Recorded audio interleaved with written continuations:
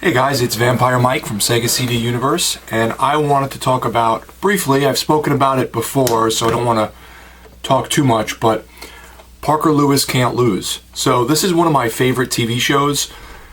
I'm not a big TV guy any longer, but as a kid, I was kind of raised on television, watched a lot of TV, watched a lot of movies, and growing up, some of my favorites were like Sanford and Son, Newhart, the one with the hotel, not as much the one with the psychology office.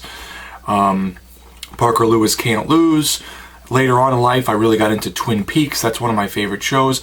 I have a few favorite shows, but I'm not a big TV guy anymore. So that being said, Parker Lewis Can't Lose was one of my favorite shows. I think I must have been between 8 and 10 when I started watching it. I remember living in Florida, and I lived in Florida when I turned 8 till about 11 or so. So this show is about 3 high school friends who, go through the normal day of girls they like, and this one likes her, but the other guy likes her too. But it's a very over-the-top comedic show. So there's lots of things happening and scenarios that seem almost, I don't want to say comic booky, but they're just very exaggerated. Like someone will scream and they'll zoom in on the person's face back and forth and make them sound like a monster. The principal slams the door and the glass breaks. It's like every day. So like it's like a running gag. So there's like stuff like that. Most people compare this to and say that it pulled a lot from Ferris Bueller's Day Off. So if you like that movie, you'll probably enjoy this. Funny enough, I've seen Ferris Bueller's Day Off 2 or 3 times. And every time I watch it, I say, I should really like this. It's the 80s. It's a comedy. It's like this film everyone enjoys. And it just doesn't do it for me. I don't know why. But I love Parker Lewis Can't Lose. So I spoke about this when I got this. I think it was last year or so. This is the German SD Blu-ray. So what they do sometimes, it seems, and I guess other countries, is they take standard definition footage and they cram it onto Blu-ray so that you have all of it together. So this is 3 seasons on 2 discs. And it's most definitely standard definition. The quality is not very good. It looks very old, like they didn't restore it at all. Lots of, like, the colors are very dim and everything looks a little beat up. But it's definitely watchable. If you watch crap on YouTube like I do, or you watch old movies that aren't restored, like shot on video and stuff, you'll have no problem. It just doesn't look great. It looks okay. It's passable. So this is region free. I mentioned this in my previous video about Parker Lewis's German release. This is region free. I originally owned seasons 1 and 2 on DVD, and I really wanted to see season 3 because I don't remember it. I'm not sure if I've seen it, and I don't remember seeing the ending to the show.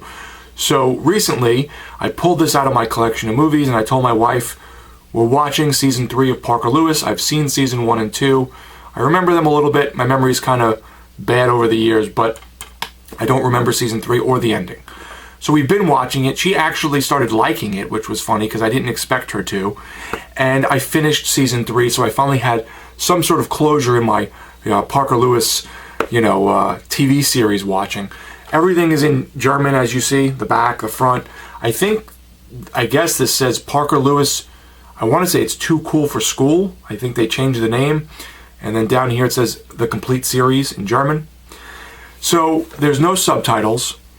Anytime they show something on screen like a joke or something that has to do with wording, they superimpose whatever it is in German. So you'll see points where something will go over your head a little bit because the joke maybe is written in German, or maybe they show something on the screen in English, and to counteract that, they'll show you it in German. So that can take away a little bit from the show, but it's not horrible. This is also in English and in German, so if you watch it when you start out the disc, you have to just navigate the menus a little bit because obviously they're not in English, and go to the options and set the audio to English. Seasons 1 and 2 are on disc 1. Season 3 is on disc 2. And like I said, it looks okay, it sounds okay. Another thing with these PAL releases is they're sped up, I guess, ever so slightly because of the PAL region, something to do with the hertz. So they said that the pitch of everyone's voice and music is a touch higher. I don't really notice it. I don't know if I got used to it over the course of watching the discs, but I don't really notice it much. Even like the theme song, I remember it, I have fond memories of it. It didn't sound really different to me, but maybe someone else would notice that. I don't know if that would annoy anyone. So I love the show still. While I was watching it with my wife, I looked up a lot of things about the actors, what they've done afterwards. I'm actually friends on Twitter with Troy Slayton, who played Jerry, and Cora Nemec, who played Parker Lewis. And on Facebook, I'm friends with Troy Slayton and Mikey, what's his name? Billy Jane. I think he's a director or something. Now, Troy Slayton is a judge in California, and Cora Nemec, Parker Lewis, is still acting, and he does some interesting roles. Rotten Tail was one of the most recent ones I really liked that he was in, a pretty good movie. Bad horror comedy thing. Kubiak went on to play in ER, and Melanie Chardoff was, I think, most famous for playing the voice of Dee Dee Pickles on Rugrats. So a lot of interesting stuff behind the scenes.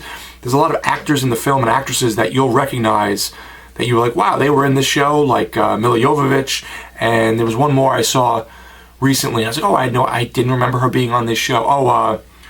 Brittany Murphy, I guess, was very young. She played Parker Lewis's sister's friend. And yeah, so it's just a fun show. If you haven't seen it, I totally recommend Parker Lewis Can't Lose.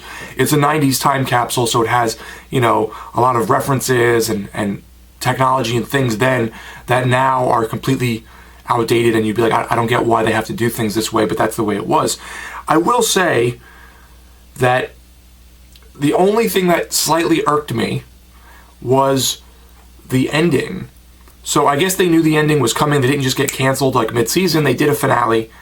The finale is disappointing. I was hoping they show some big thing happening and, all the guys leave together and there's some kind of ending, or perhaps they go to college after high school because the whole show takes place during high school, and maybe they're, it's a little sad because they're leaving, going to different colleges or something, but nothing like that happens. Instead, and I guess spoiler alert for a 1992 show, 90 to 92 I think it ran, or 90 to 93, something like that, it's a bunch of clips from the previous seasons.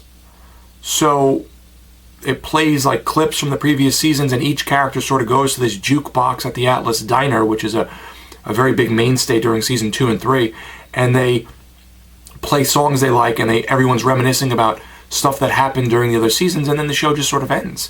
And it ends, I don't want to ruin it, it ends on a very sad note because of something with the diner, which is like a staple of the show.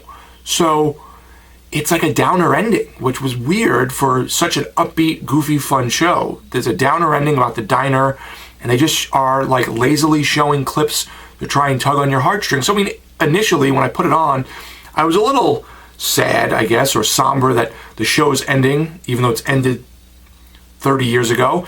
But ending for me. But then the last episode just wasn't that great. So maybe they had to move on to other things and they wanted to wrap it up, and this was the quickest, easiest way how. I don't know. It was okay, but the rest of the series is excellent. Another thing I didn't like about season 3 was there's a character, Frank Lemmer, who is like this very straight-laced, weird bad guy who is the sidekick of the principal throughout the show.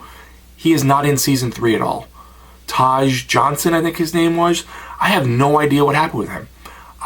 It was so strange. He's just gone. He was a big part of like the show, being almost like this villain teenager who like sucks up to the principal and works with her, but like kind of always shortchanges Parker Lewis and his friends. Not in it anymore. So there were some very weird decisions on season 3. It's a fun season. I enjoy some of the characters and some of the stories. I think I have more fond memories, obviously, of season 1 and 2 because I remember those more.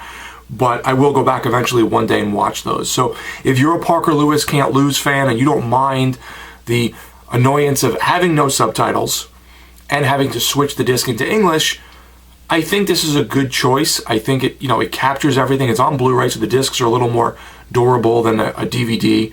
And it has everything in one package. And I think it was like $25, $30 when I bought it about a year ago or so. I don't know if that price has changed, but it's region free. Again, if the noise thing with the pitch from PAL formats bothers you, you may hear it. I didn't hear it. So I'm glad I revisited this. It was a staple of my childhood and early teenage years, and very grateful to be able to watch this again and kind of go back in time. So let me know, guys, if you've seen Parker Lewis Can't Lose. Maybe you enjoyed the show as well. And let me know if you decide to pick up this Blu-ray SD on Blu-ray set. It's Vampire Mike from Sega CD Universe. Be good.